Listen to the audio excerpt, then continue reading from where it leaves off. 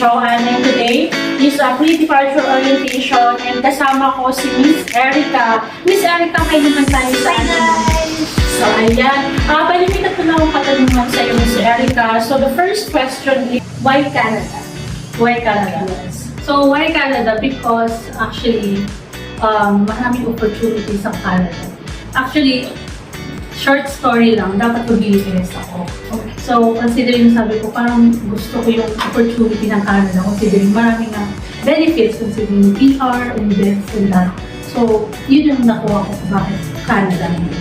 And binigay ngayon yung Canada for you. Yes. And okay, so pag-will talaga ni God para sa iyo. Okay, and for the second question, Miss Erica, how was your process in Pacific Link College? Alam, baka maiyak ako sa Reslo.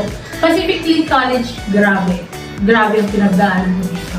So, I applied siguro last year, and then 7 months after, dun pa lang na-approve yung visa ko. Hindi ako binitawan ng PLC.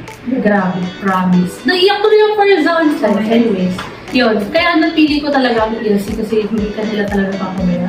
Yes, and speaking hindi pa babayaan, all out talaga ang team, local team namin pagdating po sa pag-press ng inyong mga application. And then, for the last question, would you recommend Pacific Link College for those who want to study abroad? Of course, definitely. Kasi yun nga, sabi ko sa inyo, maraming opportunities and PLC will be there for you guys. So, try mo. Okay, so thank you for trusting us, Miss Erica. Thank you. And good luck and welcome to Canada. Okay, guys. Ayan, congratulations, Miss Erica. Thank you, Miss. Thank you.